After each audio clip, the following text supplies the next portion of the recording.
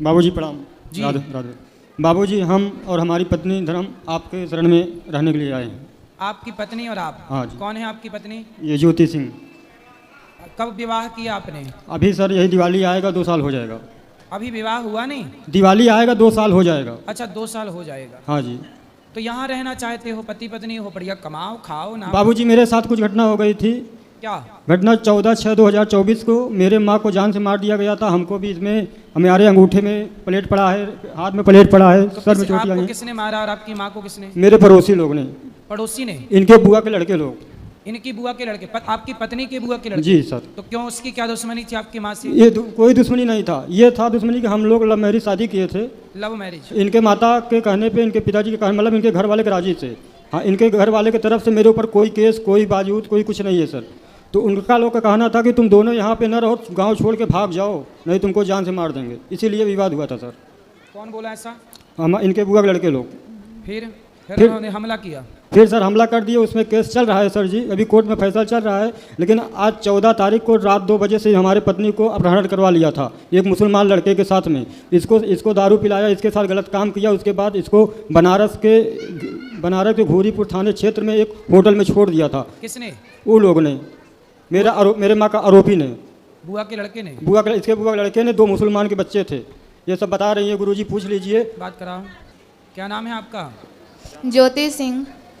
क्या हुआ? क्या हुआ बोलो बोलो। मेरे बुआ के लड़के थे सचेंद्र सिंह और एक मुसलमान थे। हम कल शाम को सोते थे 12 बजे लो।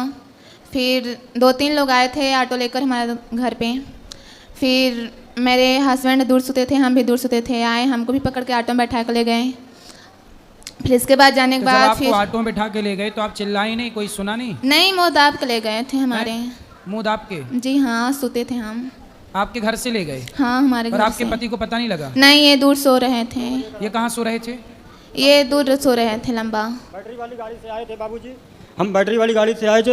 हम लोग आपका चैनल देखते हैं डेली, आपको और वो बड़े भैया हैं। इनका अपहरण हुआ तब आप कहाँ थे? घर पे ही थे बाबूजी। तो घर से कोई अपहरण हो गया, आपको पता कैसे नहीं चला? तो बाबूजी घर पे अपहरण हो गए, बैटरी वाली गाड़ी। अब हम सो गए रात 12 बजे तक। वैसे आप चैनल देखते हैं, समाचार देखते हैं सर। बात करा।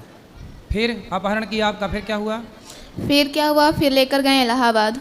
फिर इलाहाबाद से यहाँ IMP लेकर आए हम। काय से लेते घुमाते रहे? हाँ। काय किस चीज़ से घूमते रहे? कौन सी गाड़ी से? और ट्रेन से गए थे। तो ट्रेन से, जब ट्रेन में आप थी तो आपने लोगों को बताया नहीं कि इन्होंने हमारा अपहरण किया? नहीं, हमको कुछ बोलने नहीं दिए थे। 2-3 लोग बैठे थे हमारे पास। तो बैठे थे तो बैठे रहने देते, आप चिल्लाते ना, लोग आपकी मदद करते? नहीं, हमारे पास कोई नहीं थे। जहाँ अकेले रहे वहाँ पर लेकर जाते थे हमको। तो ट्रेन में तो लोग थे कि नहीं? रेलवे स्टेशन में तो लोग रहे होंगे, आने में जाने में, ट्रेन में, वहाँ तो लोग थे, पब्लिक थी। अब जैसे यहाँ इतने लोग हैं, आप कुछ कहोगी तो सब लोग सुनेंगे। ऐसे जब ट्रेन में जब आपका अपहरण करके कोई ले गया तो ट्रेन में कोई किसी का मुंह कब तक दबाए रहेगा? नहीं, पास में बैठे थे, कुछ बोलने नहीं दिए थे। चलो ठीक है, फिर आगे?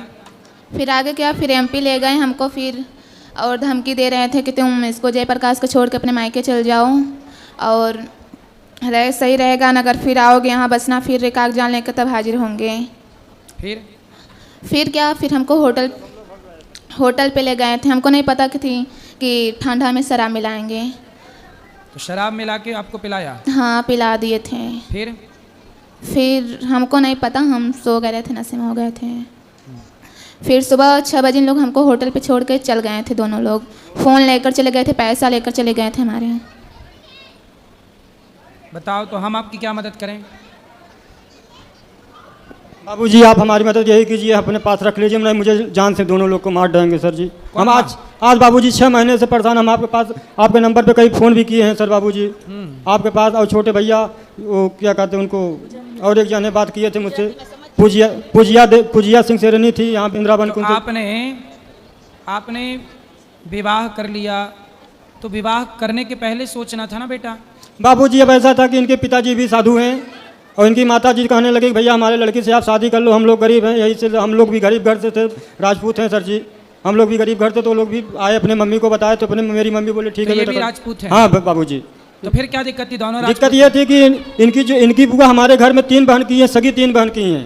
वो भी हमारी चाची लगती हैं, तीन की तीनों। तो आपके रिश्ते में ये क्या लगती थी पहले? ये पहले हमारी मतलब कि हमारे बगल के, हमारे सगे में नहीं, हमारे बगल में आंटी की, हमारे आंटी के भाई की लड़की हैं।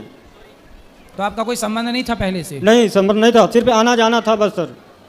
ठीक है, तो अब प्रेम से रहो, कमाओ, खाओ, संसार। बाबूजी कल से परसों से निकले आपके पास, समझ लीजिए 36 घंटे के बाद आपके यहाँ खाना खाया हूँ। पति पत्नी कहीं खाना नहीं खाया, 1 रुपये मेरे लोग के पास नहीं था बाबू। देख लीजिए बाबूजी, हमारे बीवी के पास ना कोई गहना है, कुछ नहीं है, सब कुछ ले गए बाबूजी। कोई बात नहीं, आप पति हो, कमाओ, कमाते हैं बाबूजी। पति उसी को तो कहते हैं जो अपने परिवार को, अपनी पत्नी बाबूजी, का पूरा ख्याल रखे। बाबूजी हम ठाकुर भले हैं, लेकिन कमाने में नहीं लाज शर्म कर, हम टेंट का काम करते हैं शादी ब्याह में सर जी। बाबूजी आप कहीं भी रहो, कमाओ, अपनी पत्नी का ख्याल रखो। बच्चे हैं आपके? नहीं बाबूजी, अभी बता रहे हैं, यही दिवाली आ जाएगा, 2 साल होगा शादी करने के बाबूजी।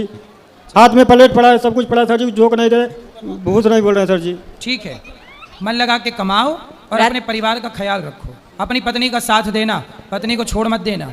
हाँ।